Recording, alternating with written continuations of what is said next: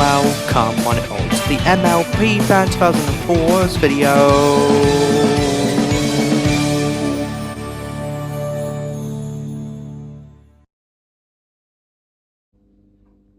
It's that time again for another episode of VHS Reviews. And this time, this is episode 74. And this episode, we are going to be reviewing another Robot Wars tape, which is the first Great War. Sorry, I have to blow the dust out. So yeah, but the reason I'm doing this VHS reviews series, well, this VHS review is also for Martin Hodgson. So yeah, I previously done a Robot Wars VHS review, and it's one of my thoughts on Robot Wars. Well, it's probably a really interesting battle show with robots who are battling out in an arena, and I could have more, and I haven't got more to say about this because this is actually a VHS we'll be doing. And yeah. So yeah. I don't think I have anything else to say about this, so I don't say yeah. And I did this VHS review back on Martin's birthday, back in 2 years ago. And well, it was often to a great start of 2024. So yeah. So that's all I have to say about this. So here's the tape, and once again it is PG. So yep, this is actually my second VHS review episode to have a PG certificate rating. Alright, and here's the spine. And there's the back. And it's very flimsy. Oh crap, it's still flimsy. I can get this. But anyways. So yep. The video is the ultimate in Robot Wars. It features behind the scenes action, real drama from the pits, and never before seen footage from the First Great War. And this also includes the Constructor guide as well. Yeah, this also comes with a bonus one at the end. So this also comes with the Constructor's guide on it. So that includes it at the end of the tape. So yeah, released in 1999 by Polygram Video, and it has a running time of approximately 114 minutes, while the Constructor's guide is only 25 minutes. So that's maybe the total of 1 hour and 39 minutes. So that's nearly 99 minutes. Right, sit back and relax and get some snacks and a drink if you like. So this review is gonna might be over 100 minutes long. Yep, tape, Polygram Video, and no per date. Here's the back of it, and if you excuse me, guys, just let me turn on the TV. And I also forgot to switch channels first because I don't want. So we need to switch channels because we're still getting started. Come on, there we go. Whoops. Let me switch the VCR on. Okay, so it's switched on, and switch the video, and there. Now it pops up. Right, here in you go. Come on. Oh yeah, and by the way, this is actually... Oh yeah, and by the way, guys, let me zoom this in, like so.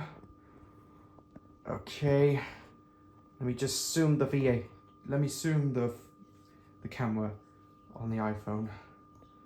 Okay, let me extract this. Alright, is it focusing? Okay, now it's focusing. Yeah, and oh yeah, and stay tuned for next week's Thursday. It will be another Fireman Sam tape, which is Norman's Pitfall. So stay tuned for that. So yep. Oh, and here is the Polygram logo. This might be my first VHS view to have a Polygram video logo. It's very interesting in it. Oh, and here we have the Macrovision logo. That's now 5 times. That's still 5 times of this VHS review. So that's 220 CHS tapes. Oh, there's an old BBC, the old BBC Strips of Doom logo on it. So that's 2 20s VHSs, 1 Teletubbies tapes, and now 2 Robot Wars tape. Man, I'm still going to be doing more VHS reviews for VHS reviews. Oh. Alright then, here he goes. Now this is the most iconic intro.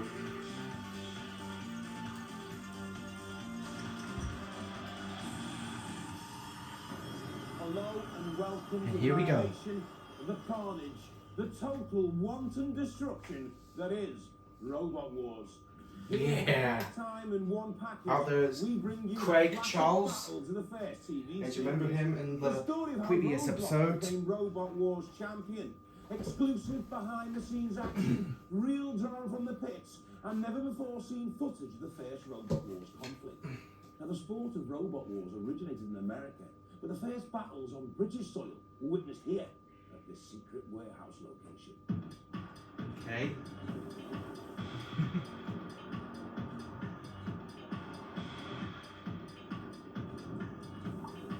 Unfortunately, the conflict was so indescribably brutal, it was immediately banned by the censors and has never been shown before.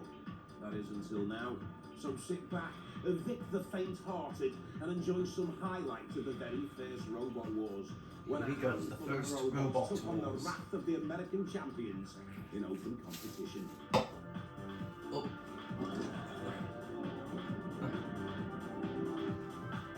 Right then.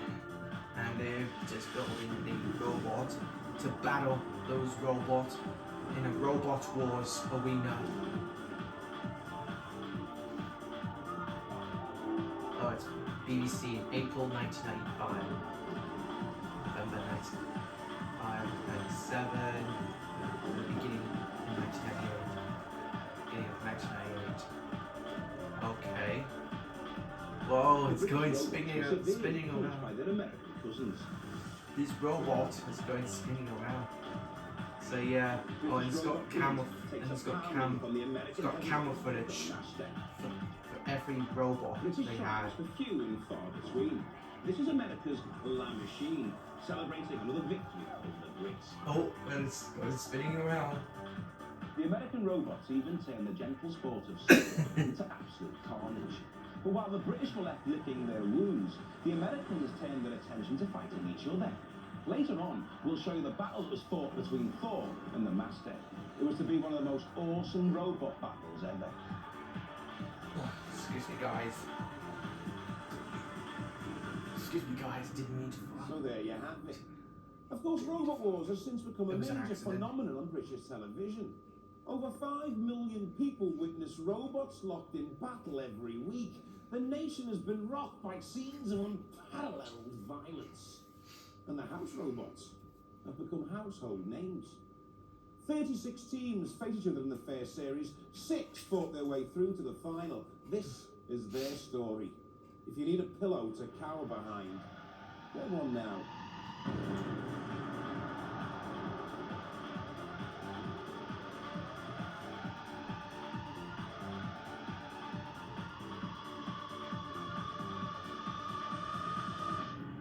As ever, the first event is the gauntlet, the most fearsome fighting terrain known to man or robot. It's been cunningly designed so that there are any number of ways to get through, but there are also lots of hidden surprises for unsuspecting robots, like these corkscrew lances, and they may not survive if they stumble in the path of any one of our house robots defending the course tonight. Introducing Shunt, a power-packed robot capable of pulling a Land Rover and cleaving all opponents in two with that sharpened steel axe. Prehistoric Matilda's next up with hydraulic tusks and a truly lethal chainsaw tail, running at over 3,000 revs per minute. Keep in order, Sergeant Bash featuring a savage circular saw and a flamethrower. Whoa, To leave all a flamethrower. flamethrower, And dead metal, a death pneumatic metal, pincers and the a steel dead cutting metal. arm. Find your commentator dropping gears and these are the house robots. and a chainsaw, and actually not chainsaw, it's a blazing saw, and a blazing saw. The house robots went to the BBC's Now famous this- special effects department. Now this can be We only had 6.5 weeks. very to design dangerous this. robot. We were up against building Now 4 let's go. fighting vehicle robots that were It's a capable fighting robot. of taking part in these challenges and actually Fighting fighting robot. against other robots and smashing bits off of them, and at the same time looking good as well. It was necessary to produce the sketches as quick as possible to get them approved, but quite in what direction it was going to head it needed a little bit of thought about it. I think perhaps started with something like Matilda. It would be very much a sort of organic type of looking robot. I sort of sculpted out the fiberglass, or sculpted out of clay, and made out fiberglass. In fact, when we actually came to build Matilda, it took 3 or 4 attempts in the sculpt of the clay to get it right. I mean, I really wasn't happy. Yeah, with it. clays will It take changed will each take time, which annoyed take a people while with the to sculpting, dry. but at the end of the day, it was really But- worth it. yeah, There's more going on inside Sergeant Bash than in any of the others. In terms of the fact we've got a yeah, gas because bomb Matilda, regulators. because this robot is made out of clay, and they had to, it took a while to dry off the clay. Dead metal. I felt it would be nice to design something that had sort of like grabbing jaws, a bit like a lobster. With The jaws jaws, themselves are teeth. operated off air. There's 2 little air rams in each jaw. The jaws can grab something at the same time they can move the saw, steel cutting saw over the top to cut something up as well. And Some is designed mainly in mind that it would be taking part in the Sumo, so it was necessary to have that fairly low to the ground so people couldn't get in underneath it, and also for it to be fairly powerful as well. In terms of their actual sort of fighting element, I came down to sort of like a chainsaw and a steel offcut saw, the idea of a flamethrower as well, which wasn't very well appreciated in the early stages, but I always felt would work really well within the program. There's quite a lot to do as far as setting up the controls, so it's a bit unpredictable at the moment. Yeah, it'll be ready, yeah. 24 hours in a day. yeah, 24 hours in one day. That would be that's an hour and 20. There are 36 teams here, and over the coming week, they're all going to be battling for a place in the final. These include some of the best technicians, engineers, and radio control experts in Britain today. But even though there's only a few seconds to the first event, they're still making vital adjustments.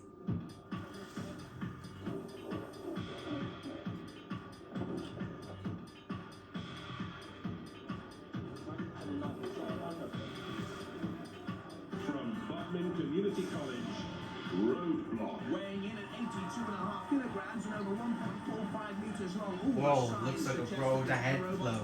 Road ahead block sign. Roadblock. He's got 2 signs. 200 yards. For the first time ever. Our main feature is at the front where we can push Road ahead, road ahead closed. some serious damage later on with our main weapon at the back. Whoa, there's some damage. First time in the history of 200 yards. The gauntlet. Now this roadblock. Comes Roadblock. Oh, roadblock. It does not And want to be he's- torched. Oh no, he's not getting torched. Oh, Dead metal is beaten. dead metal. Chris Kinsey, the tall blonde lad. And it's Ooh, got hit by that. Roadblock, and that's very fast. Super duper mega fast. As we were steering onto it, we found a gap and went for it. They were quick.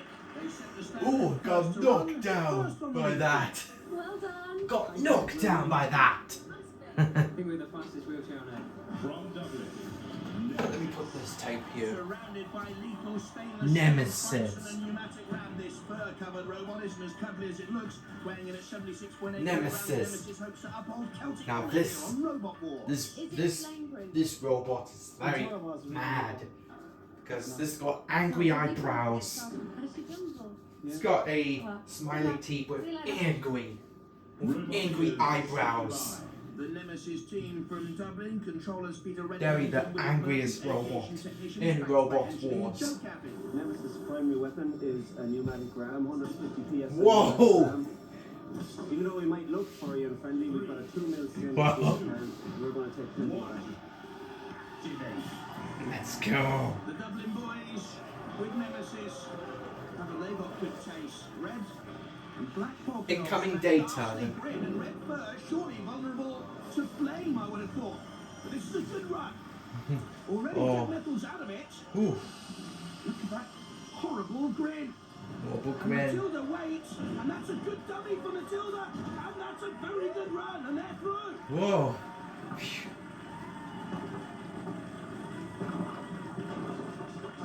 Whoa. See a robot with no clothes on. Oh yeah, he's not sure. Do you ever take your waistcoat Oh, off? right. That's what I wanna know. I guess robots always need some repairs. Made it swear from. Okay, I guess like during the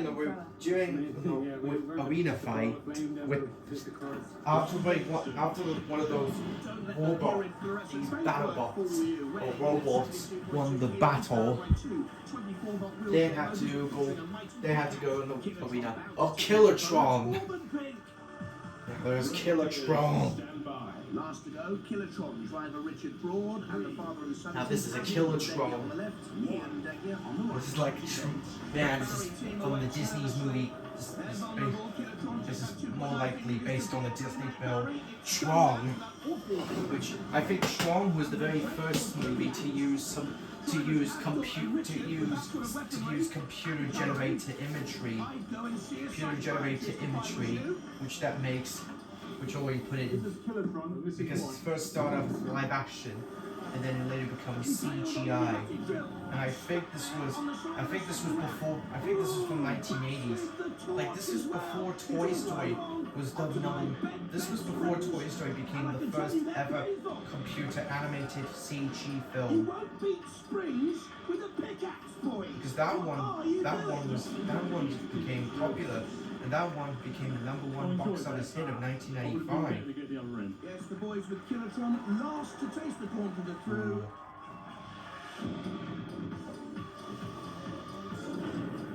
Bang! Bang! Flame, mama! Chop! Who's been me? Right round, baby, right round by the mirror. And it's Killertron in the pink, just in case you've forgotten. This is Sumo. The rules are quite simple. You have to stay in the 16-foot diameter sumo ring as long as possible, while trying to push your opponent out. 10 centimeters, because Shunt can get in underneath. Trouble is, your opponent is the formidable house robot, Shunt. Wheelchair motors, and Shunt slowly, inexorably pushes again. Sumo!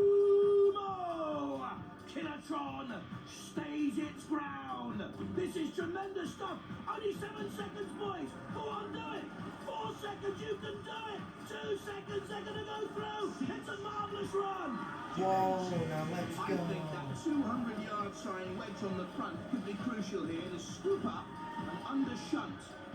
Good driving at the moment from Hender Blewett and Chris Kinsey, who built Roadblock as an A-level project down in Bodmin. And they're using the 24-volt electric engines well here. That's a little bit like a bullfighting matador contest out there. They're already through safely with a good time. Oh, look at this! Shunt's gone! And Death by Boom! They've gone Now let's too. go. And Now there's the fact they went here's out the the winner. circle right at the end, they're second to Killertron.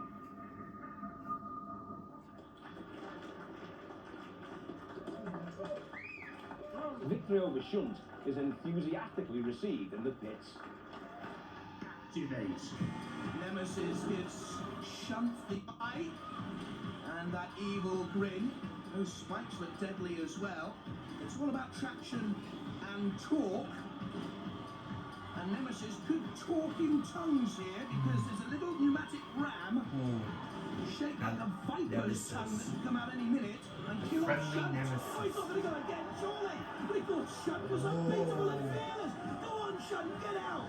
Talk about living on the edge. Yeah, let's go. Oh my god. Your opponents for the semi-final, the Roblox team. Hi. Trouble is, we just can't seem to make up our mind what plane to use.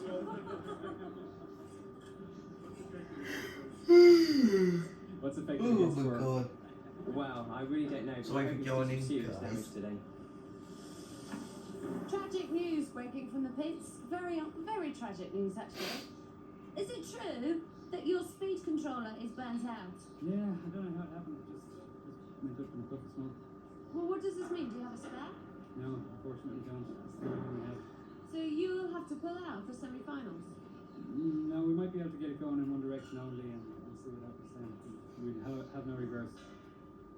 So, see what we can do there. This is not good. No, it's a disaster. Many Oh, bad. people love Nemesis. I know, I love it. Yeah, Nemesis is mad, he's mean.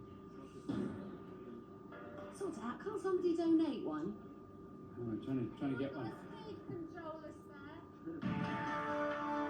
Semi-finals, Nemesis versus Roadblock. With only makeshift repairs, Nemesis takes on Roadblock in the semi-final. And Robot will use that saw. Activating Oh, Roadblock uses the chainsaw. Could choke on that fireball. Oh, and it's got hit by This moment Nemesis. in time. They need to get away from that saw. Oh yeah, looks like Nemesis is getting away from the... Matilda and the spikes, and it's impaled on the spikes. Matilda's saw. Uh-oh, Roadblock, you better get out of here. Two swords. Roadblock away. Now attacks Nemesis. Roadblock again. away. Underneath. The Nemesis boys all want to go into space and they're in the air. They're in the air. And they're on fire. Oh, and Nemesis is now on fire. Trouble. It could all be over for Nemesis surely now. Oh god. Oh, fire extinguisher, turn on. Fire extinguisher, Whoa! This Oh. is complete carnage. burned. We Now it's all burnt and Just for the fun, you know? now Nemesis is already burned, Man, it was almost supposed burned be up fun, but to he's crisps. not even got an eye left. No, well, that's all he's committed. I guess his eye's missing. He only got one Did eye. very well Ha. because especially because Well, lucky shot, lucky winner. Well, lucky try, and a lucky winner. have we seen a hole in there? Take us out, show us. Where's the hole? Where's the damage that you sustained? That's the Wow, damages. Did that come from Nemesis? Yep. That came from Nemesis. Yeah, that came the damages from Prove that Nemesis. Just because you look pretty doesn't mean you can't cause a lot of damage. Yeah, Oh, of we've got course something extra not. on the end of this. Those spikes weren't on there before. Ooh, those that's spikes. Spikes are very pointy. So damn pointy. I've got news for you. Look. At the moment, we've only got one wheel working, so go easy, lads. Yeah, always make go easy. In pink. Semi-finals: Killatron versus Shogun. By the Shogun. way, at the moment, there's Yoda from Star Wars. I knew he was in that. Yoda. Referencing the Star Wars. Killatron looking a bit aggressive. Referencing the Star Wars one in the Robot Wars. Shogun trying to evade. Robot He's Wars, out get that it? space. Star Wars. Get it? A Star Wars and a Robot Wars. Star Wars and Robot Wars. Get it? Robot Wars meets Star Wars. Well, that'd be a great crossover between the Star Wars crew with Yoda. Bash. And again. Oh, and the sergeant's lost his saw. Star Wars. Hey. Hi.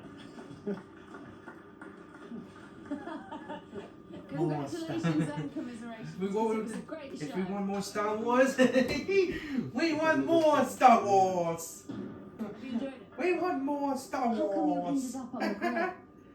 More Star We've had Wars. problems with the motor. We had problems with the speed controller. We burnt one of them, we put another one in, they didn't match. Consequently, they didn't have the right antenna. Yeah, Star Wars has been a popular one. They were just not matched. Such a disappointment because you were so close.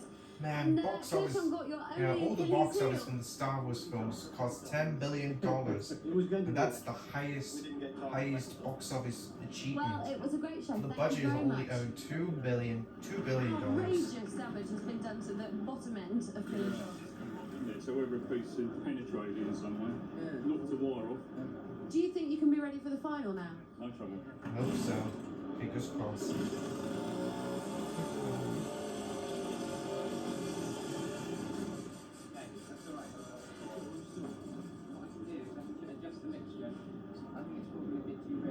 Twist the cable you've released it. Did you do that on the blind side? No, because I didn't put it on full reps, it's I've lost it. So if I just weaken the mixture a bit, it should run fine.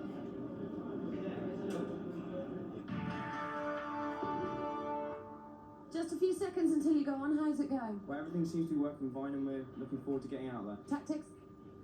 Straight in, straight out. Gillatron, how's it going? Very well, very well. We just hope the batteries hold out and our tactics work out right.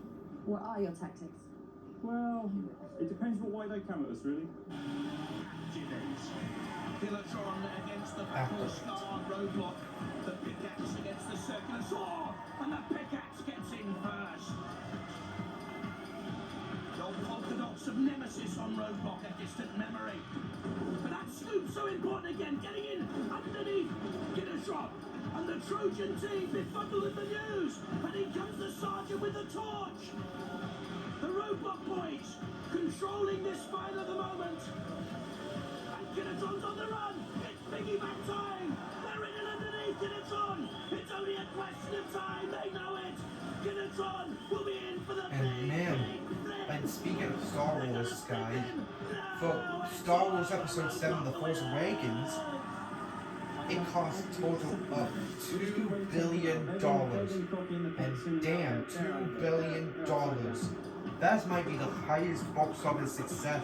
That must be the highest grossing film of 2015. I mean, that is one of the highest grossing movies of 2015. Its place in the grand finals. And now, on to the next heat. Like, movies getting higher box office is a great example of it. A great example from Avatar, a film by James Cameron. With his pneumatically driven steel tongue, a reach of over 90 centimeters. From Cambridge University, Mortis. Carrying a deadly Japanese piercing. And because of this, Avatar is now the number one biggest hit, the number one highest grossing box office film of all time. And Avengers Endgame was also the same thing. And Avatar, The Way of the Water, and that's it. Weighs at 52.5 kilos and runs at a steady 4 Oh. miles an hour. Robot ears, stand by. Okay, sorry about this, guys. I need to get some water, guys. I need to pause it for a moment. I need to go to the toilet and get some water. Be right back. Alright, guys, I'm back. And I got myself a nice glass of water. So in case if I'm thirsty or not. And well, I'll be fine to go. So that said, let's continue. On speed, they call themselves. Let me just rewind it back where we last left off. Okay, now let's continue the VHS Robot review. ears, stand by. Pupils Vicky Allgood and Claire Greenaway, teacher David Crosby, they call themselves the Femme Fatale. This is our robot detonator. This is our light sensor, which is mainly for decoration, but it's also to confuse the opposition. And this is our ramp, which is our main weapon. Wow, Inside, we've got a scheduled this is the main engine weapon. to drive us forward. Here he goes. And at the back, we're going to have another engine to carry us backwards. Well, David looks about 74, 75, 76. He's a Star Trek fan. Star Trek. I remember watching. Always remember Star Trek. I remember watching Star Trek all the episodes on Netflix. including the original one, the animated, including the original show, including the original Star Trek, the animated Star Trek, and of course Star Trek: The Next Generation. And yes, I know there's only 3 more. I know there's only 3 more Star Trek series to go before the movies. I bet there are only 3 of the Star Trek movies. But I need to watch every these. But if any of the Star Trek ones, I may as well. But I don't think I'll be watching any of these on Paramount. The streaming Star Trek series on Paramount Plus, because they'll take a long time to watch. So. Comes out and then flips up. A nice little turn of pace beyond the skittles. In comes Bash, and that's finger-licking hot stuff in there. All beyond Bash and Shunt, and there's a lovely little bit of driving and crashes beyond Matilda and through.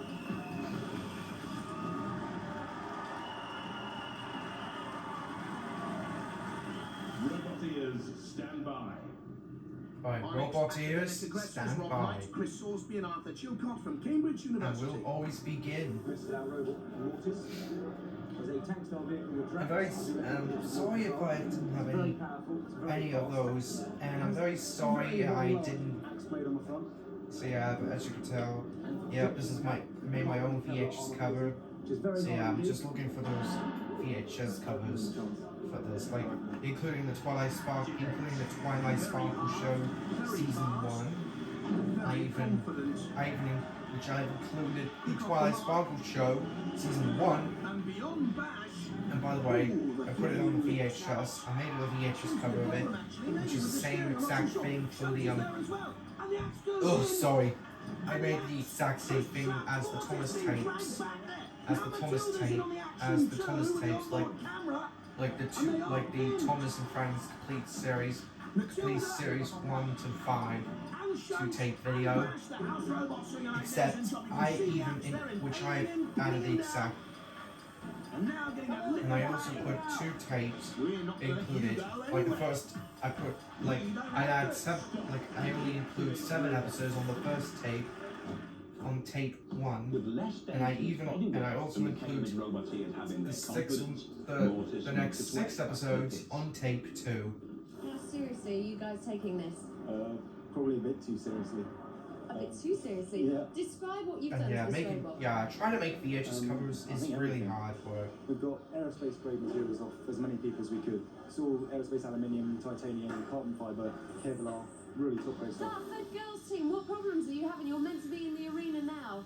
Steering at the moment, we're trying to get it to steer to the left. It'll take us about 2 minutes to clear it. We've got to clean the axle brace down a little bit, and that'll give us a freedom of movement. Do you think you can win? I think we may have a chance, yeah.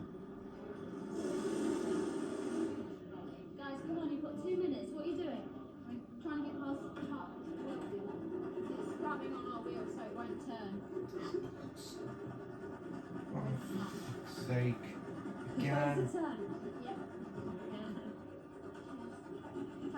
Now, I really need to check, just look every of those MLP VHS covers. But I know there's something. On. Line up the front bits. This bit has gone first. No, it's The trial. Robot ears, stand by. Let's see if the detonator repairs have worked. Well, it's slowly away. In fact, it's not even away. The girl's only 15, and detonator can't even move. Recyclops is back. Oh, what a run through by Mortis!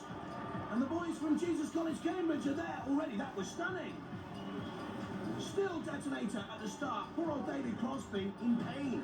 Recyclops against Matilda. Matilda interfering with Recyclops. Ugh, what a dreadful thought. And still detonator right back at the start. David Crosby has had enough. He's gone. Now Scrapper making its move. Strangely backwards. And it's through backwards. Oh, well, strange, but through nonetheless. Now Leebot takes on Shunt. Recyclops by the pyramid is in problems here. Leebot being pushed all over the place. Making steady progress anyway. Prince team watching back in the pits. And slowly, and surely, the Woodland passes through. God, dead cam. Look at Matilda there, stopping the progress of all these Cyclops until then it's flipped. Wow, you got underneath Matilda and flipped her over. She will not be pleased. Back at the start, detonator. Jesus Christ, There's man. so many They're problems. down. One broken chain, that's all. Nothing else is damaged. But it still killed one while it was upside down. It's not bad, is it? There you go, detonator out, but they've given us some great fun. Before we even started, we didn't notice that the girls were shouting down, but we couldn't hear because of the noise of the engine. So when we came in to watch the monitor, we said, why isn't it moving? And I'm like, batteries. So that's the end of it for the girls from the Dartford Grammar School for Girls. We're going to win next year, guys. We're coming back next year to win.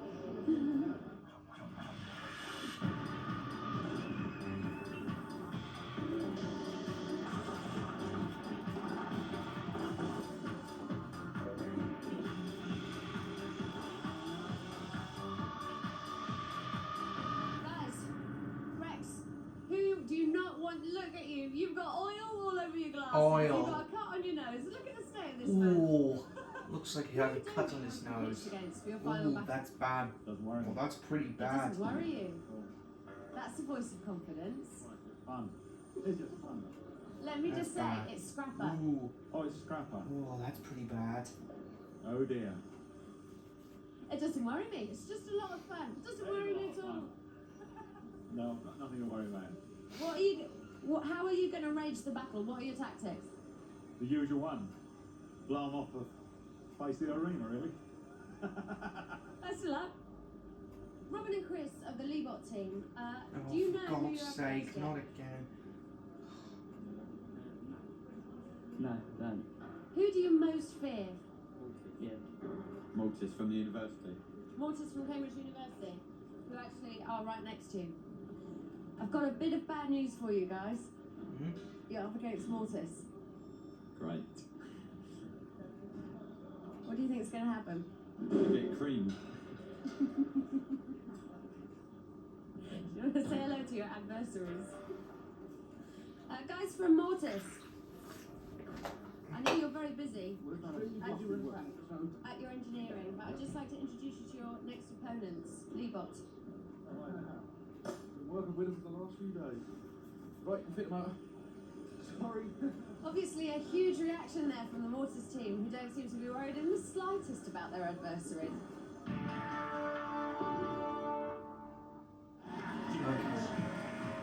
You stick your tongue out at me and I'll wink at you. Ooh, very nice indeed as the two robots come together. Manoeuvring for position at the moment. Don't go broadside. Oh no, you shouldn't have done that. Broadside and the tongue came out. What happened, I think guys? my words, it was very good. It was very good. I mean, it just tipped us straight over. It was good to watch. So you've sustained damage. Oh, not a lot. Nothing what can't be put right with a big hammer. Oh, I'm trying to repair this robot. We found and something, we continue the found one battle. of the welds this morning and we bust for shit on the motor again. So we had to weld it instead of pinning it now. My motor's just been bodged on and remounted and it's never tested as per normal. So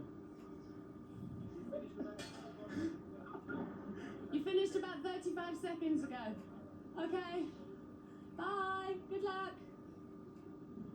So the quiet confidence seems to have disappeared from the Cambridge team.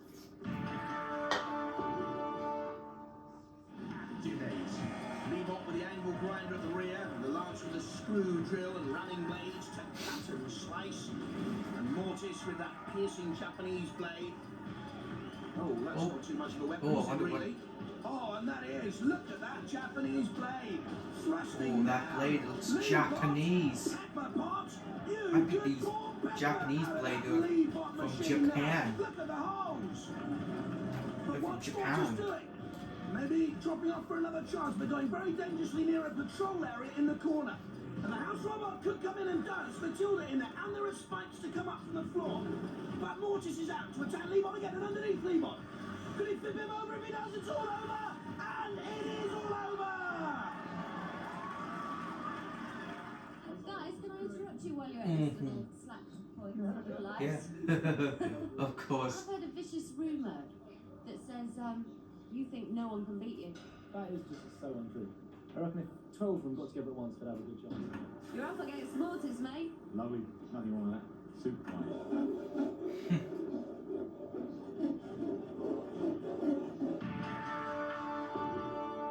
You may be thinking you already know which one's going to win, but here on Robot Wars, the lesson we've learned is that nothing is certain. Guys, what has happened to Mortis? We've broken the main shaft that drives our axe, so we no longer have our main weapon. We're going to actually try and modify the vehicle so we can use it as a battering ram instead. Try to modify the vehicle. I guess it's going to be a long time. I've got to get the tongue in the right place. So I had to make mine rather theatrical so it looked nice. And it's not really in the right place. You see, Mortis got broadside on. The tongue can go underneath Mortis and flip him. Mortis dodges away, and the judges will be impressed by that style. Damage, aggression, control, and style will come into count if the robots fail to immobilize each other. They don't want to go into that patrol area. Matilda awaits.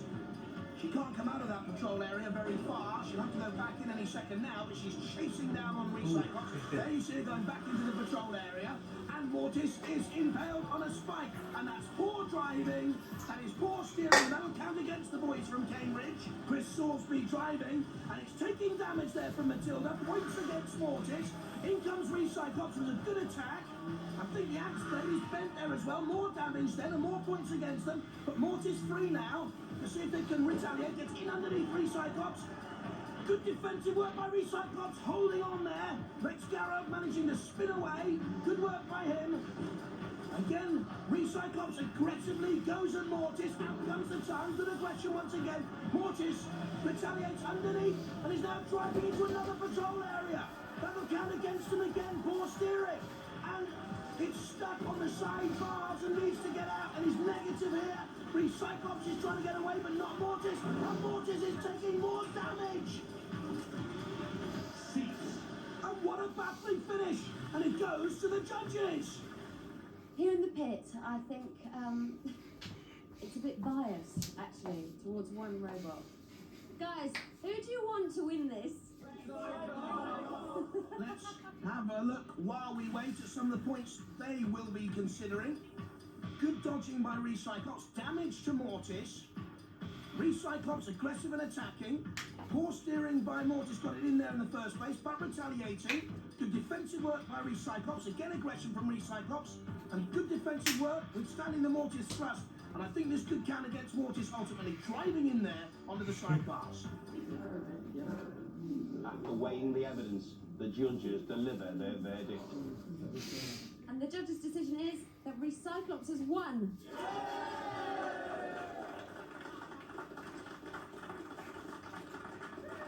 Guys, well done, you gave him a good licking. Well, not really fair, I think, really. I would rather tip them over, but that's how it goes. It's been a popular decision in here. Oh, yes. A standing ovation, look at this. Well, that's good. Congratulations. When we first and there's the two of the old BBC logos right there, two darker grungy looks. next to the Lowy. Kept well away from sci-fi as a kind of theme. We didn't go too far down that kind of sci-fi route and make it too futuristic, because again, that would really have been doing Robot Wars a disservice. Robot Wars is a sport for today, not the sport of tomorrow. The first thing was to create a look. I designed most of it in metal.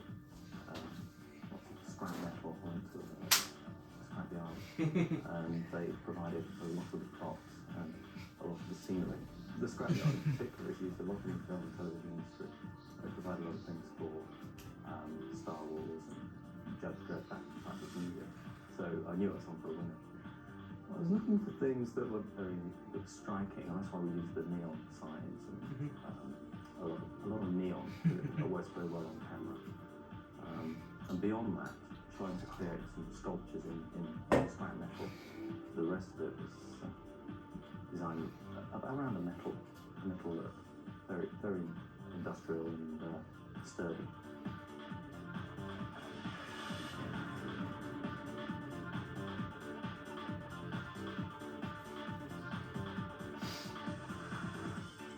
The mayhem continues with more candidates for the gauntlet. From 4 London in Hampshire.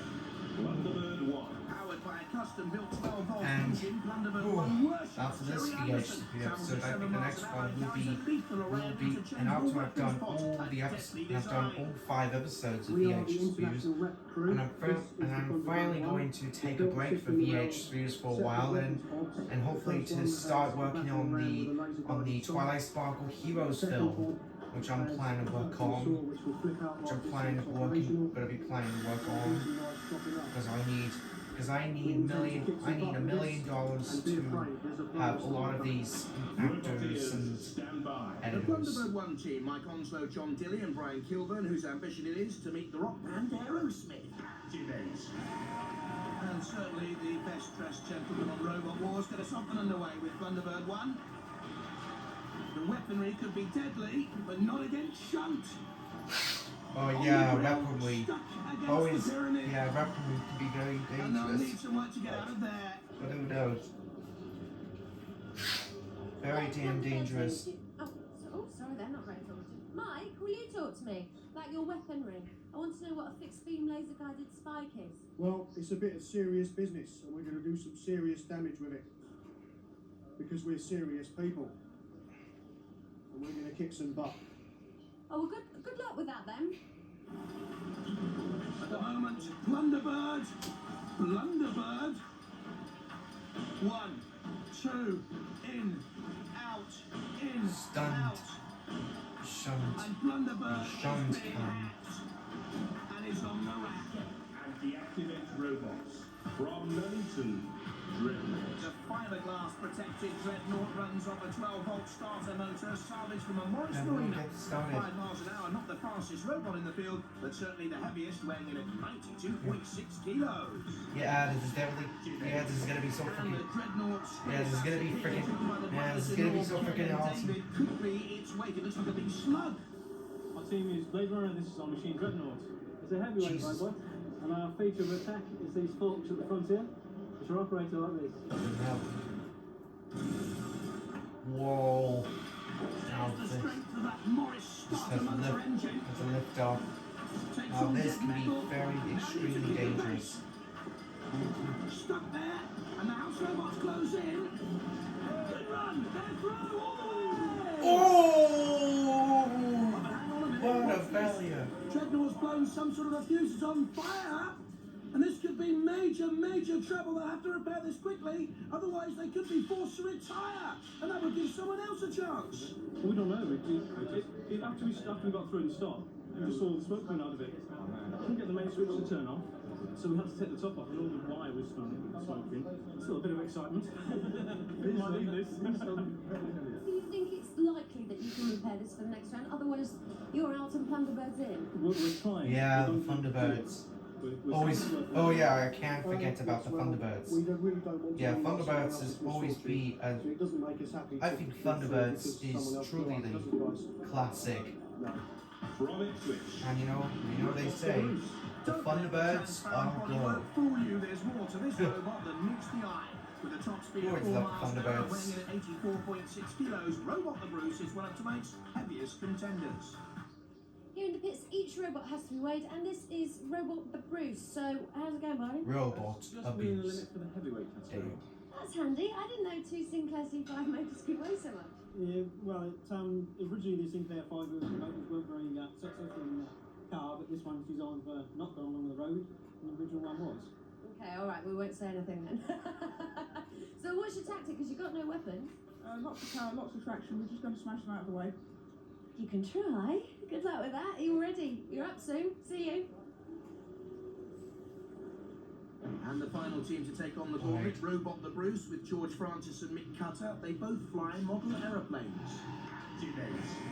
Robot the Bruce in its sexy see-through gear. Oh, here he goes. Very heavy, 84.6 kilos. Driven by a team, they call themselves the Village Idiots. They're no idiots, they're very clever electric engineers. Look at the power. No weapons there, just brute force. No, robot the Bruce. As you can see, the robot is built with no special armaments. We're purely relying on a lot of weight. We're in the heavyweight category, and just brute power and a lot of traction, and push people out of the way. great strength. George Francis, the driver, is building a single-engine aeroplane driven by a car engine. It's a bit of a worry, but this isn't worrying. That's strong. Good run. They're through. Thunderbird could go through if Dreadnought is ruled out. You still don't know yet. You must be keeping your fingers crossed secretly. Secretly, we do a lot of things, but we couldn't tell you that. They've run the gauntlet, but now time is running out. They've got to be back in that arena very soon for the trials. So will they be ready? Dreadnought, guys, how have you got on? Well, we've got it working again. We've had to take out the motor that we used for fork lifts and put it in as a drive motor because the other one's shorted out. It's completely gone. So we've now not got any defense attack mechanism. So we've tried to adjust it so it's now more defensive. We can actually try and scoop the ball up and use it to move the football. Okay, so it might do you some favours. Well, hopefully. You're in. That's the That's main right, thing. we've made it. We didn't think we would, but we've done it. Move over, Vinnie Jones. These are the real hard men of soccer. The rules are score a goal and you go through. Don't forget the ball. Don't forget the ball. That's a little bit more like it. There's a Oh, spike good ball. save by Dead Metal. Get it away. Magnificent stuff. Oh, this big ball, big round ball, I think that reminds me of a spike ball from the Super Mario games. Can he get the last chance to keep us beaten? Go on, go on. It's there. And these robots were playing soccer. I mean football.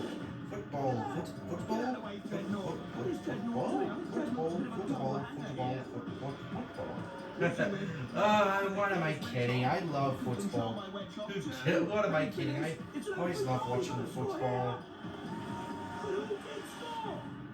3 left. No, I'm not too sure if Dreadnought is goal hanging. I think he's suffering a reoccurrence of that old injury. Can't move, hardly. Take it on the goalkeeper. Get some of that. She crashes against the post. Dreadnought's dead. And that's it for Cruella. So down to the last 2. But I've been told now they've both broken down. It goes to the judges. Although Willie Wings and Dreadnought failed to score, the robot with most touches of the ball was Dreadnought. You are getting through by the skin of your teeth, aren't you? So hanging by a thread here. After we went up in this fight, we really didn't think we were getting into that round. And the battery charged. Say that again? We just didn't get the battery charged in time. It just went dead in there. And it's just the fact that the others actually hit the ball into us that gave us the touches. So we feel a bit of a cheat, really.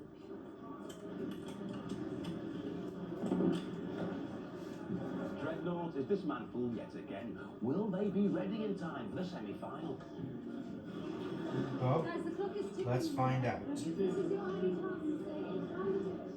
I think we might have a test, a successful test in 5 minutes, maybe. Okay, we'll keep our eye out and I won't disturb you anymore. Dreadnought lives to fight again, if it can be put back together again in time. Fingers crossed that the motor will keep its cool.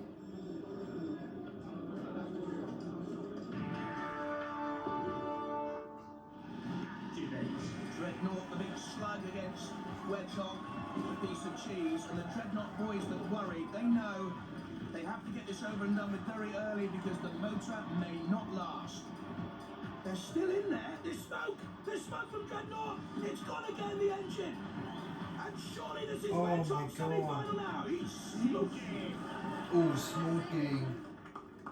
I can't smell burning, but there was a lot of smoke. There was some smoke, yeah, and we just don't know what's happened to it. We'll take the shot now. In the first round, we tried our best to repair it, but obviously it just wasn't man enough for the job. We learned a lot. For next time. We'll be back. Help him smoke this time. No, they haven't damaged the body too badly. Got something to work with. It's a bit of a bashing though, wasn't it? Yeah, they took it out on it. They tried the hardest. Are you disappointed? Did you think you'd get this far? No, I didn't think we'd get this far, especially after the burnt out and then getting into the football. I thought we'd finish at the football. We've gone that far. We tried. Good, you've done really well. Well, investigate the damage then. And next time, bring a fire extinguisher. Real one in it. Thank you. See you. Wedgehog, what is your strategy going to be? Try and make him run up the front. We've got no chance any Whoops. other way. He weighs 4 times our weight. We haven't got the power that he's got. If he drives up the front of us, we might have a chance of him rolling off sideways and being beached. But you've got the weapon. We've got a weapon, and I'm fairly certain he won't get through the armour, but we'll have a go. Best of luck.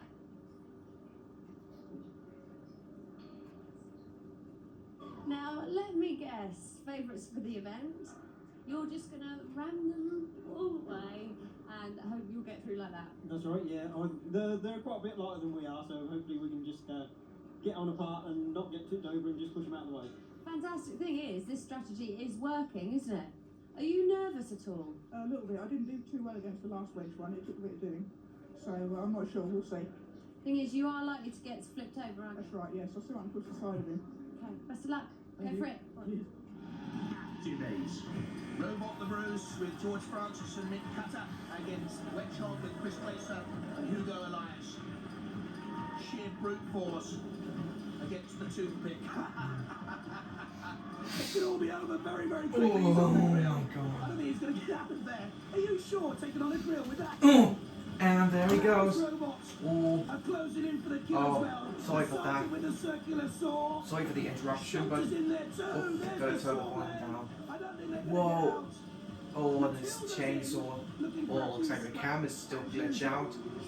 Still glitching, just always malfunctioning. Oh, Robot the Bruce.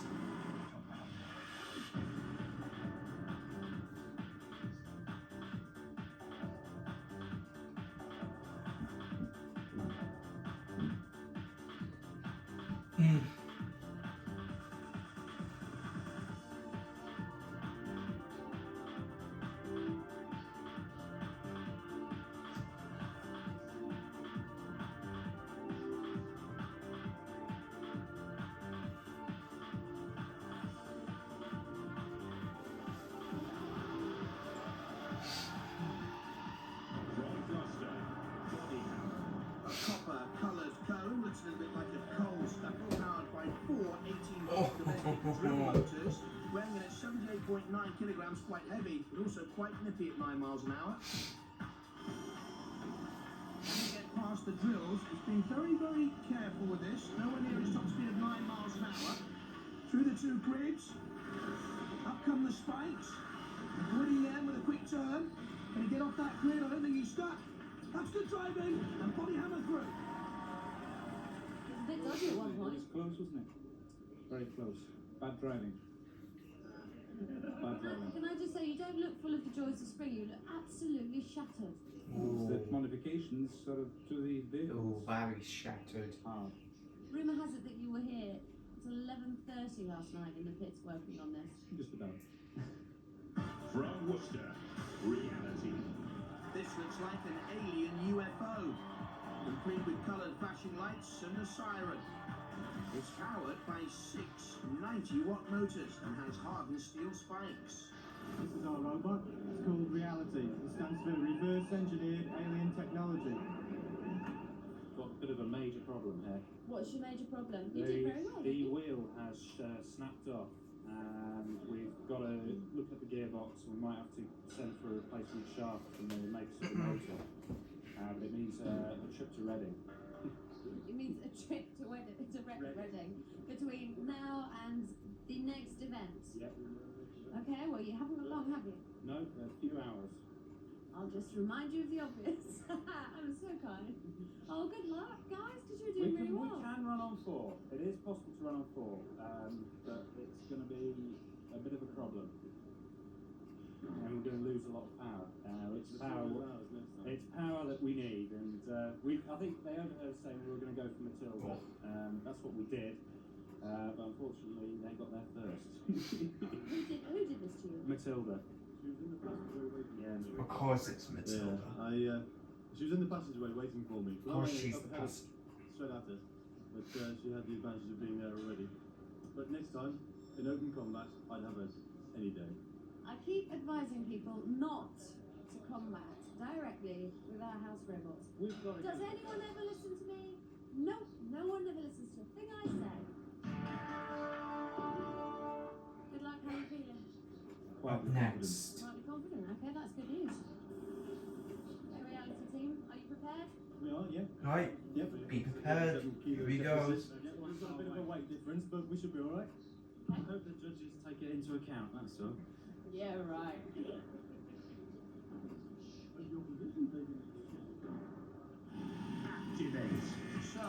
Activate.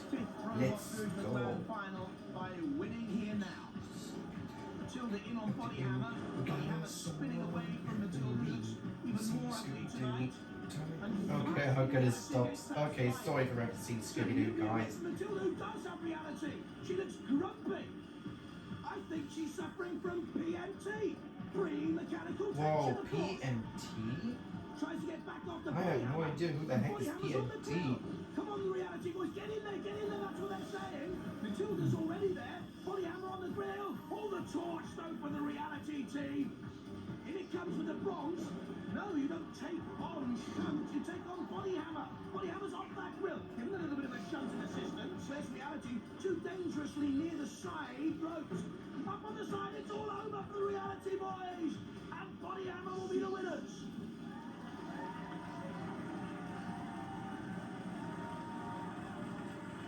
Yeah, the siren seems to have sustained some damage because it's not wobbling anymore, it's just on. Oh, it is now. Oh no, no. Something wrong with the circuit. Repair, repair. One bit to be a winner and a loser because we had such a good time, you know. We've sort of become quite good friends, really.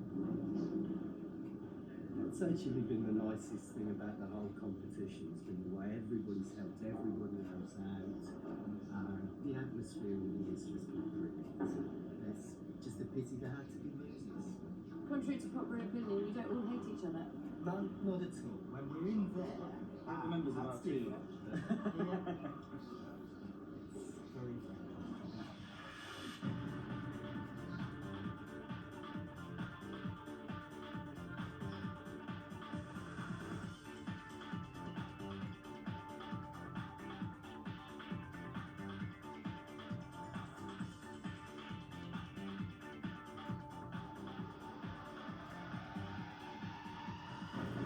With the 6th grammar school, Tracy. Might have a girl's name, but Oh, nothing ladylike Trace. about our Tracy, made of welded steel looks with like a deadly girl's name spikes to and a me. very low centre of gravity, only Looks 20 like a girl's name centimetres to high. me. Robot ears, stand by. The Tracy team from King Edward VI Grammar School in Chelmsford. The driver is Andrew Rockcliffe. Activate. Tracy stands for Terrestrial Robotic Artificial Computerized Intelligent Engine. Now you know. Away from Bash, slowly, very slowly. In comes the flamethrower, too high though. This is our robot, Tracy. She's in the heavyweight category, and as you can see, she's quite sturdily built. It's got unique facility that can turn upside down and still continue going. That's why it has a casters on both top and bottom. Got the spikes as the weapon too. There's the sergeant's sword, flamethrower. You can flip it over. It'll move on both sides. Alright, Not very here he far. goes. And the activate robots. Activate robots. At least it's still fine. At least everything is fine, I guess. A little micro switch, micro surgery for Tracy, and all should be well. The chances of that happening are very, very low. From Enfield, Elvis. Yes, the king is alive and protected by a pneumatic expanding rivet ram at the front and a bombshell which gyrates just like Elvis the pelvis. Robot ears, stand by. Driver Neil Lambert is 23. He's a special effects artist who wants to work on feature films. Elvis is obviously still with us. In that sort of Elvis. Same name as Elvis Crittleton from Fireman Sam. And your tiny grandparents. I'm Neil from Team Hospital. Heavyweight robot where Elvis lives. You have one of these, though. Oh, and now it's a UFO. Now it's transformed into a UFO spaceship. In comes the sergeant with the saw and already making dents in the pretty paintwork. Spaceship. Totally. And could be burnt. This is like a UFO, bro. It looks like a battle. It looks like a bot, but it's a UFO. Such a damn UFO. Such a damn UFO. Oh, and stopped. Tracy's pit, and the repair work continues. Always had to repair them. and be ready for the battle. Right, that's okay. It's a slow one.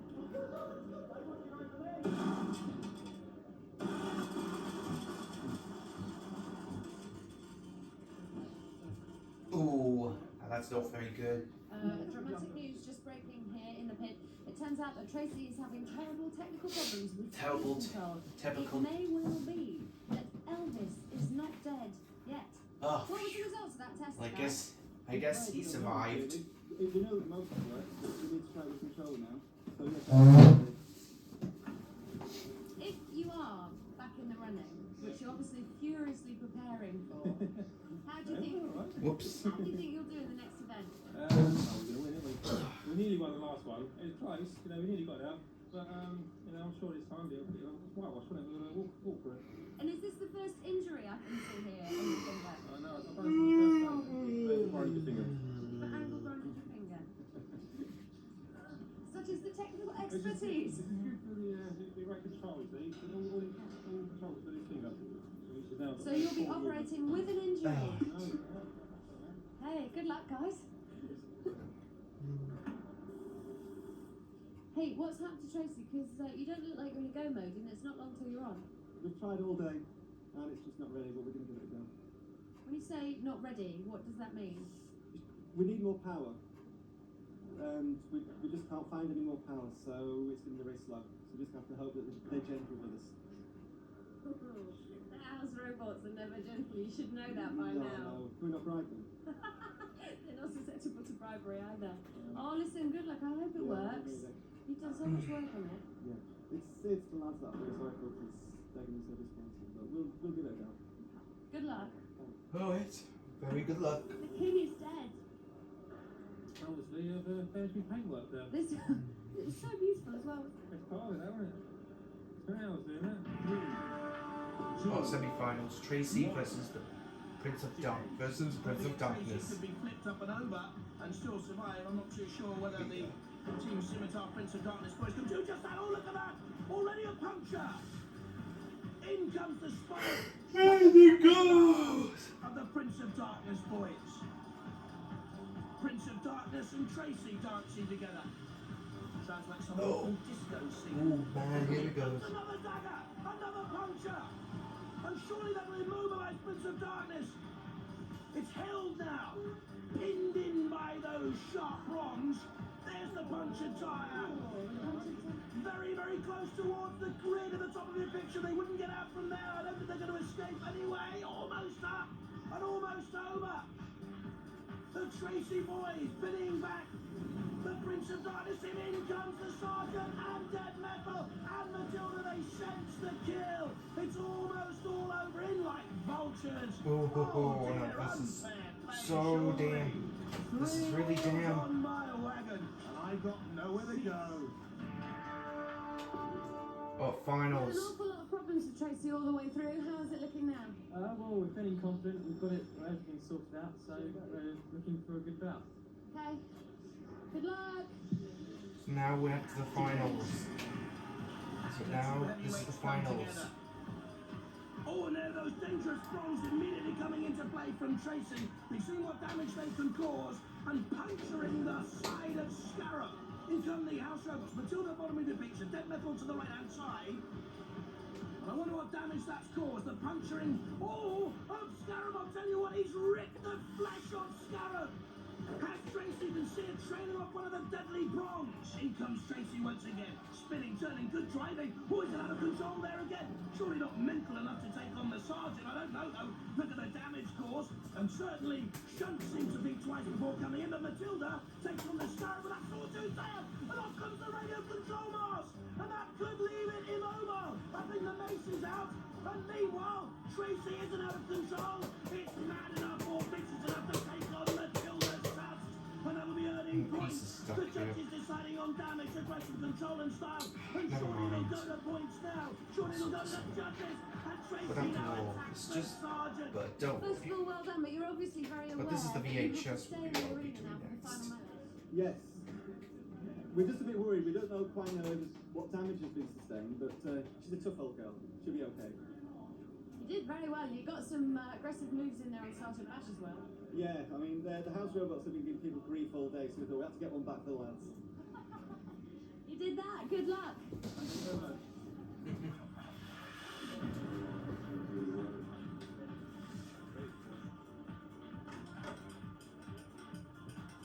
It's like you're under the Archer's garage. Who was it by this one, though? The tension is becoming unbearable as the robots are made ready for the grand final to determine who will become the first British Robot Wars Series champion. Even the house robots are receiving last-minute attention to ensure that they... Right, last one. This is the finals. This might be the finals. Now into the finals. But guys, this is gonna be the finals. This is gonna be the most dangerous one ever.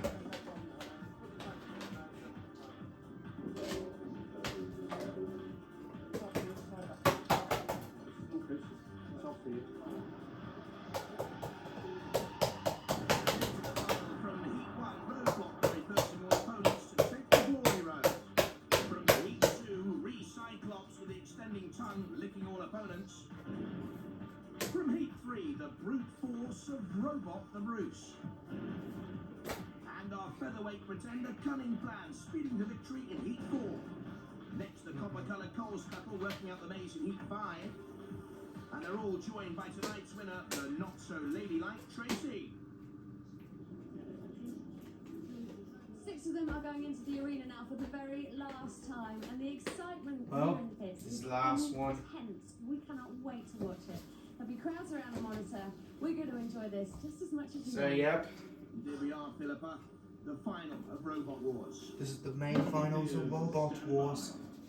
There they are, the drivers. This is the main finals. Roadblock with its scoop front, and Body Hammer, the Cold Fusion team, and Rex Garrod on the right, driver of Recyclops with the extending tongue. There's Cunning Plan from the University of Reading.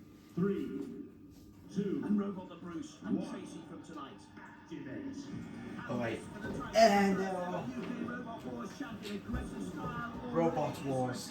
Here we go. So I wonder who's gonna win this time. Robot to come in underneath. There's the extended tongue, but Recyclops can't flip Tracy over at this moment in time. Tracy comes back. There's Body Hammer in the spotlight briefly and running away. Jeez. Whoa. Needs to get back into the action. And the aggressiveness is there because the judges will mark for aggression and Tracy's out. Whoa. Cunning Plan, and both of them are out, immobilised. 4 left, Body Hammer, and Recyclops, and Robert the Bruce there to the left-hand side, and the dangerous Roadblock, who's persisting in this attack on Recyclops, the most dangerous attacking robot otherwise in the field, but up on inside Recyclops. Down it comes, the tongue takes a fearful bashing. Roadblock still pressurising, and Body Hammer thrusts into Robot the Bruce. Recyclops on its side. Not yet down. Robot the Bruce trying to get involved. Rex Garrod needs to get his tongue back in every sense of the word. Recyclops up there picks up. There's the chain off Recyclops. And then attacking by Roadblock has paid off. Oh god, this is... Out. They're down to 3. Whoa. Roadblock behind it. And there's Robot the Bruce. Robot the Bruce. And goes as well. And that leaves 2. Oh, now he's all sideways. Students from Bodmin against the team of Nuclear Engineers and Body Hammer. Here's Roadblock closing in on the far more experienced engineering team, getting in underneath. It's over. It goes to the judges. And the arena on its feet, a standing ovation. These the 6 bidding to become the champions of the first series of Robot Wars. Recyclops, attacked by Roadblock. Roadblock in the thick of things again as Tracy surrounded by Roadblock. goes out herself. Roadblock then attacking Recyclops and Robot the Bruce just about Robot the Bruce. Recyclops. The Bruce. Especially Roadblock. And Recyclops The Bruce. came off in the air. Damn Bruce. Leaving 3. Bruce. Roadblock putting out Robot the He's Bruce the with a Bruce. suicidal charge. Bruce McDuck. Money's on Roadblock, but let's see what the judges have to say. Bruce McDuck. Oh, what the hell? Take their time. Oh, what the hell? I'm just messing around. The Just, whole arena in the pits await the verdict. Who the hell? I was kidding. It's the Rose of Ender Blewett, Peter Kinsey, and Chris Kinsey from Bodmin Community College. Well done, lads. And they're the Robot Wars champion winner. for roadblock. See a psychiatrist if I was you. She's going nowhere at the moment. He needs to bleed, Bot. But Bot's dead by glory. Oh. They include some of the best technicians, engineers, and radio controlled experts in Britain today. Radio controlled experts. Ooh, the flame licks out. Tremendous driving. Ooh, get it on. We'll be in for the big flip. Get out. Tamori Cyclops until then it's flipped. Slowly, literally pushes again. Sumo. You can do it. Ooh. Oh, no, you shouldn't have done that. It's only a question of time. They know it. Look at the damage caused. Nemesis being ripped to shreds. Bouts and semis, and that's whittled us down to 2 robots. Now, all activities here in the pits are geared towards getting those In comes the spike, like a dagger to the heart. They're in the air, and they're on fire. Boy on fire. And it is all over. It's okay, you can come out now. You can tell your friends it's over. survived the classic battles, the unseen action, the wanton destruction of Robot Wars. And it's not over yet, because we've got that epic confrontation between Thor and the Master. It's still to come. Firstly though, Robot Wars is now on the net. Point your browse at www.robotwars.co.uk for the latest news and developments. Or you can join the Robot Wars Club.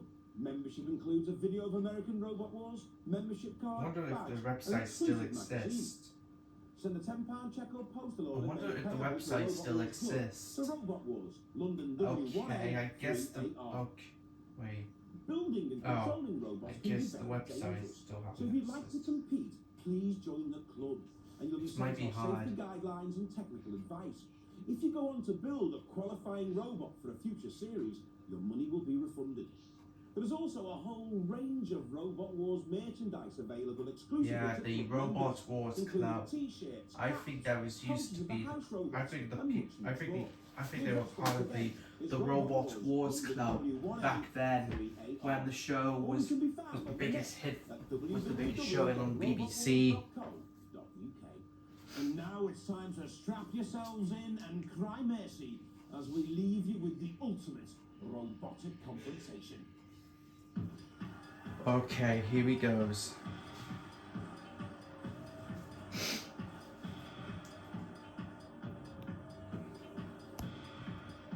Ugh, for God's sake. Alright, there we go, that's better.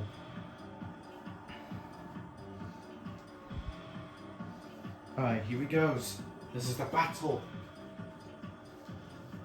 with the 2 robots battling out in the arena in Robot Wars.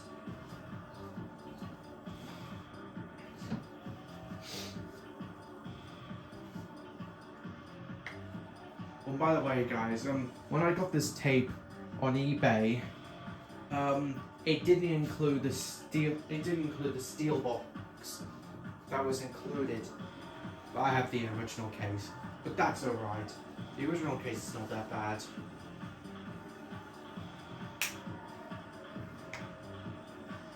If I ever do another Robot Wars VHS review, then hopefully we might do an American Robot Wars. If it will be interesting. So yeah. I know I think the American Robot Wars, which only comes with separately, which comes with the second Robot Wars tape, which was the first World Championship, which I reviewed that one 2 years ago.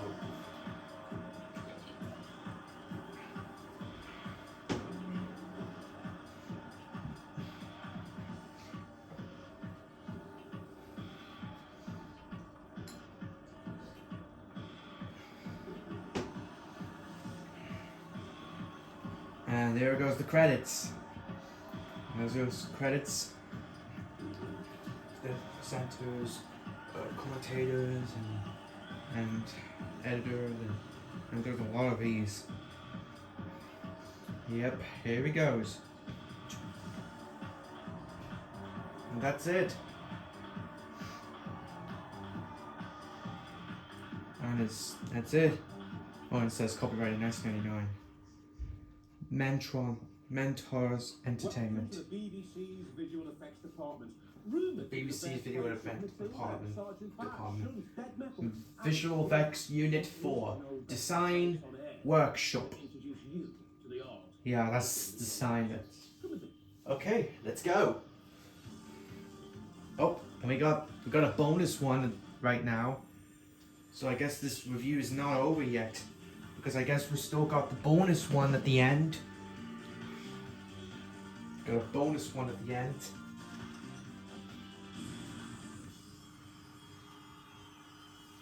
The constructioner guide. Yeah. We can talk to the robots here themselves and give you some advice on what doesn't work. For instance, cornflake packets, notoriously bad robots. Okay, you want to build a robot, what do you have to do? Yeah. And sometime if I was in the robot wars arena, I could create my own robot. And you're already on the way to being a robot, so yeah. The unicorn speed. I would have named it the unicorn. iRobot would have been the unicorn speed. What's a robot? Well, we all know what robots look like in science fiction films. We've all seen My Mate Crichton, for instance. But in terms of robot wars, what do we actually mean by a robot? Well, a robot can be anything. I mean, basically, this is a radio-controlled fighting vehicle specifically built for robot wars. It can be autonomous. It depends what skills you have, what facilities you have to build it. How long would something like that take to build it? Well, you can build something like this within a week, but a week to 3 months is about average. And how much would it cost? Well, again, if you're very good at scavenging, you go around scrap yards, you can pick up things like this for next to nothing. You could probably build one for £100, £150. Well, yeah, one of them. There's lots of different weights, isn't there? What are the categories? Well, the ones we mostly use on television are the heavyweights because they look the biggest, they're the best, they crash heavier together. But we actually recognise 4 of them. There's the featherweights, lightweights, middleweights, and the heavyweights. Now, you can actually do quite a lot with featherweights, and in fact, here's one we made earlier. Oh, one we made earlier? This is Demolisher. Now, Demolisher is the reigning current UK featherweight champion. All it is really is one of these radio-controlled cars. With a sort of metal skin. Yep. How much would it cost to build that then? 50 quid? You? Not bad. Money well spent. Well, Robot Wars is all about creativity, ingenuity, and teamwork. It's not about chopping your fingers off. So put your chainsaw down and listen up. Health and safety. Very dangerous work building robots. I've had many close escapes, but good safety goggles, good hearing protection, and we're still here. Number one thing is to remember all the time, safety. On top here, there's a link. I put a steel pin down to stop that pin firing, because if anybody stood in front of this ram and it went off and hit them, it could be fatal. There's no question about that. It isn't a toy. This is really dangerous. Oh yeah, very dangerous robot.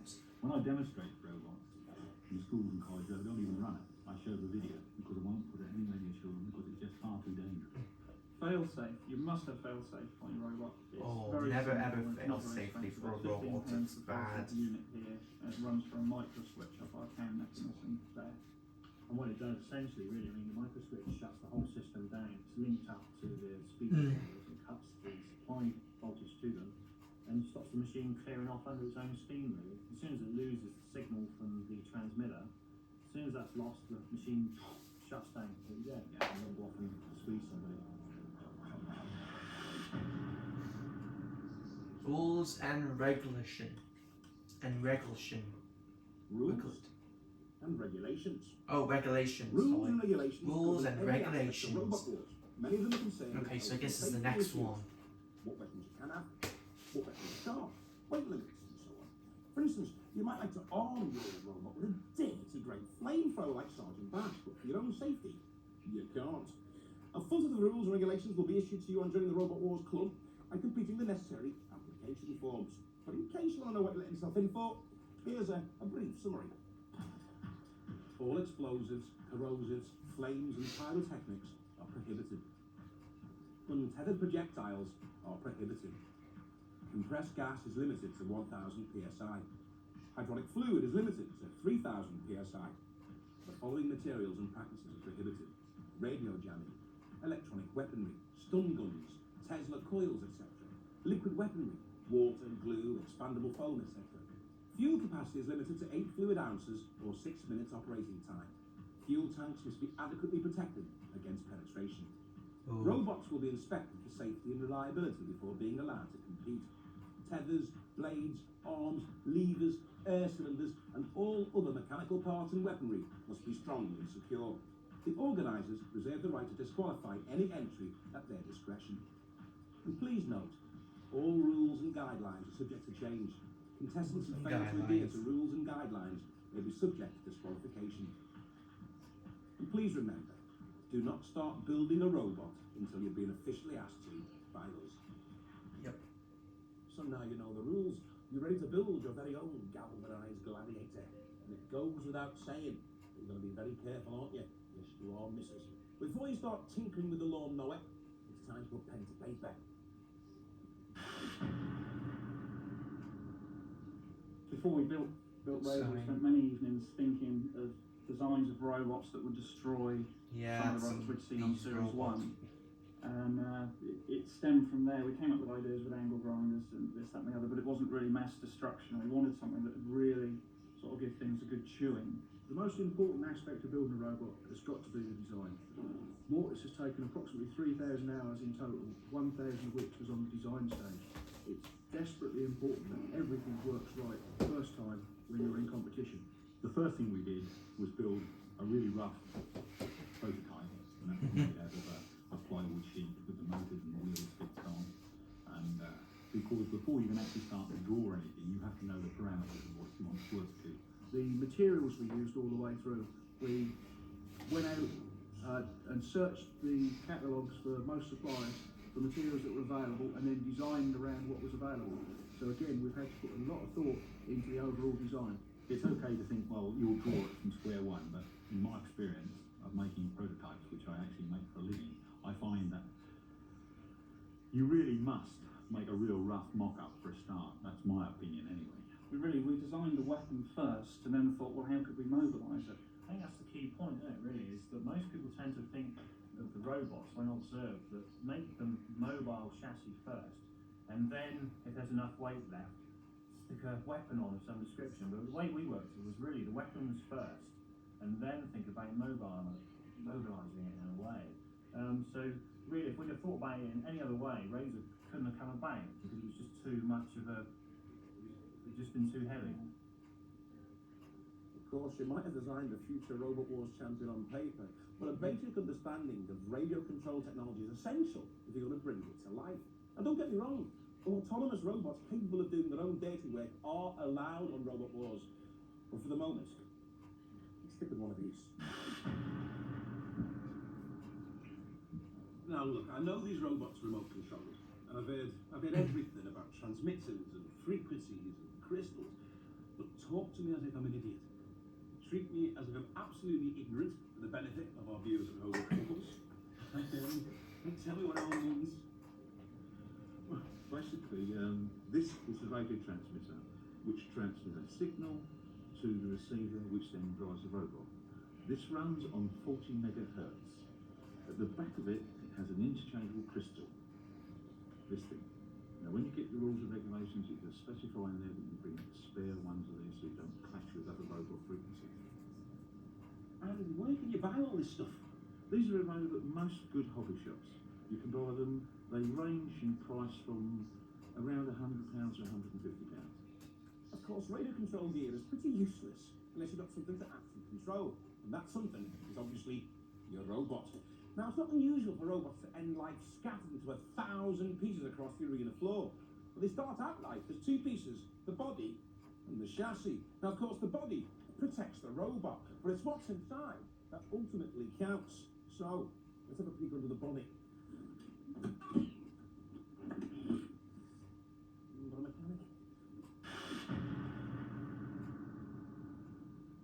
Speed control. Batteries for power here at the front. They're nice and heavy, so it gives you a nice low centre of gravity.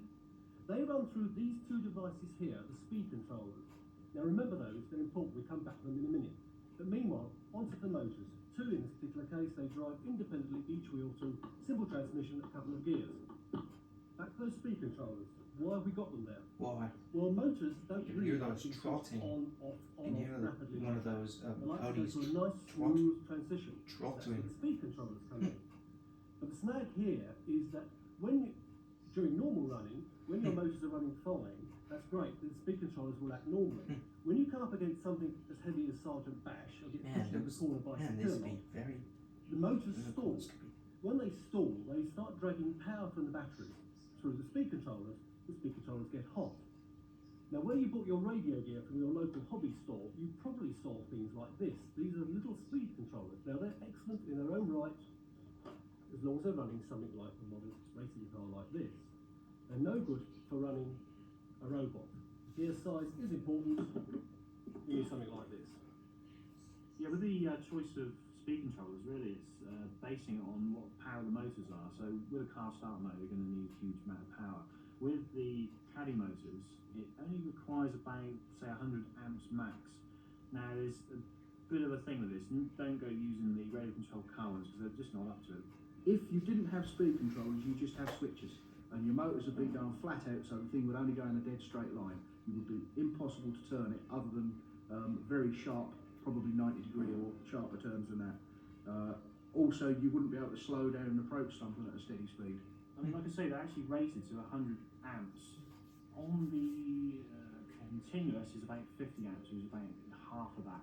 The motors actually show 23 amps. So as you can see, it's got 23, 50, and 100 max. So that way, we know it's not going to burn out, you know it's going to go. And they still do get hot. These speed controllers still need a fan. There's a little cooling fan there. They definitely need that to keep all the heat out of them. And we've run it without it, and they've still got hot. So even though those numbers look good, in the real world, they still are straining. Right, next we go to propulsion. There are two main methods of propulsion. One, the IC engine, the petrol engine. Two, the electric motor. Both excellent, depends on the type of robot you're going to build. There's hundreds and hundreds of different motors available from different sources. If you go to scrapyards, you can find things like this, which is a motorcycle starter motor. Very, very powerful, extremely difficult to reverse. Best avoid it. Same thing comes with this. This is a car starter motor, extremely powerful. Again, you'd need to build a gearbox to make the robot go backwards. This is a marine 12-volt DC motor, very, very useful for driving weapons. This is a starter motor for a model airplane. Take the drive off, use it on the robot. Quite good, quite cheap. The most popular at the moment is this one, the fabulous C5 motor. Smooth, inexpensive, and very efficient. This is one of our motors. It's actually the Axe motor. It's a 900-watt compound series wear motor, whatever that means. I don't know anything about electronics. I don't claim to know anything about electronics. It's very heavy. It's also very old. It weighs about 6.5 kilograms, which is at least 2.5 kilograms more than the motors that everybody else seems to be using. But they're also more powerful, so it swings and roundabouts. You gain sometimes, you lose sometimes. This is the power motor, the drive motor. It's a lovely motor. Why mine has got a lot of power is the fact that I cheat a little bit because this is a 12-volt motor. I run it on 24 volts, but it's pulsed, so it doesn't overheat the motor. It would after, say, 10 minutes or a quarter of an hour, but as the bout's only up to 5 minutes long, it doesn't have time to get hot. We chose electric motors for this robot as very electric chassis. robot. Just so heavy. We Yeah, it's so heavy. Used hydraulic It's motors. very extreme heavy. We could have used petrol or something like that, but we managed to do it with 12-volt motors with 24 volts. And seen as the pump motor really was going to generate its power from electric. Yeah. You might as well tie it all up. Why have two systems? Why have petrol? Why have electric? You don't have to carry two lots of fuel in that way, aren't we? So we worked out that we run a bit of an unorthodox kind of system where we've got two battery packs, which are, one is all connected up into 24 volts to drive the main transmission, and then coming off of one of those batteries is another 12-volt line which drives the pump. So it's a bit unorthodox, but it seems to work. I mean, it makes out for a massive short circuit somewhere along the line, but it hasn't happened yet. Okay, batteries. Assuming you're using electric motors, there's really only two types of batteries available to you. One is NICADs. Now these will be in your radio transmitters and receivers anyway. Radio but they're only really transmission. suitable for running the feather and lightweight. If you want to middle and heavy, you need lead acid batteries. Right, now these are special areas of batteries. They contain no liquid. The advantage of this is when you bang into things like that, there can be no leakage. They come in various sizes, obviously. From this size, much smaller, much bigger. We use 6 small 5 amp hour batteries on our robot. We could use a much larger one that we've got over here, which is what most teams seem to use. But the thing about using a big battery like this is a 30 amp hour battery. Our 6 small ones are 5 amp hour, so the output's exactly the same. But we can choose where we put these because they're such small batteries. This is the type of battery we went for, which is a sealed lead acid battery that runs golf caddies, trolleys, wheelchairs, all that sort of thing. Be surprised how many amps one of these things will knock out. The batteries are those red things in there. They're a bit special. They're aircraft starter batteries. Now they've got very, very low internal resistance. That means I can dump a lot of current out there in a hurry. That gives you increased acceleration. They're a bit expensive, but they are the bee's knees. If you get good batteries, then they're going to give you good capacity. So don't go and do like I did in the first place, which was to go down the tip and try and get these batteries cheap, because the thing just isn't worth it, because capacity has totally gone out of them. You might as well buy them, they're only about sort of 30 quid or something like that, and you're going to get the runtime out of them and everything. The thing's going to go definitely for about 8 minutes. It's going to be loads of power, and it's just going to be fine. They're going to charge up, they're not going to get hot. We actually had one the other day that was, it looked fine, but internally it just got really hot and it was rubbish. The machines were at about half the capability, didn't it? So battery choice is really important. Oh, body work. What about body work? What would you recommend? So I guess the body work. Well, I'll let them explain. It's easier to work. It's easy to cut and saw, probably easier than So metal. yeah, guys, In actual fact, if you're a always permanent make circular sure saw, to you follow could the actually jam guidelines. circular saw with wood, which you wouldn't perhaps with metal. There's another material as well. And this is the ubiquitous fiberglass. There are other similar materials like Kevlar as well. And this can be moulded. You use a resin to actually make it into the fixed shape. You can, if you've got a complex design you want to do, an animal or something like that, this is probably the only way you can actually do it, mould into shape. Okay, so you've got your body work, you've got it in shape, you've got it looking how you want. What about the aesthetics? So you're going to paint it? What's best?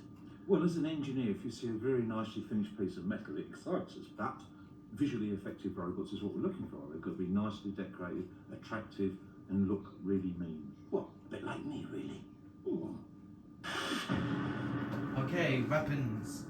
So, We need the weapons the chassis for is the nice and robot. strong, the motor's up and running, it looks beautiful. But what about the cutting edge? What about the weapons? Well, I suppose you can say there's really 4 different types of weaponry that's used on robots. There's spikes and things that we're going to prod, and they can either be fixed to the robot or they can go on things like pneumatic rams like this. You've got lifting devices, and the idea there, they can ideally get under an opponent and flip them over. You've got pickaxes, which can swing over and impale themselves onto the opponent. And of course you've got the rotating devices, circular saws and chainsaws. Probably the most famous component of Mortis is the axe, which everybody loves to see. It was a very difficult thing to design and build. This is actually our 3rd attempt at making it work right. When you attack, I can just stick the front down into the ground. That's the lowest point on the machine. It will actually plane the surface off the boards we fight on. Whoa, And when in that attack mode, these I robots can need some actually fire this weapons. ram by pressing this button. There's a very, very slight delay, but it's really powerful. That's about, I expect about a 50th of what it will go. I daren't unrestrict it, because if it flew up without a load on it, it would destroy itself. On Razor, we have a weapon of mass destruction. It was designed to look good and function. It's got 9 tons of squeezing ability. We can drive in underneath opponents and literally crush them. It's fantastic. It runs on 3,000 psi on a hydraulic oil, and 9 tons out of the ram on a 3-to-1 ratio. This is an ordinary stainless string bottle. It powers a very successful robot, the bucket on Behemoth.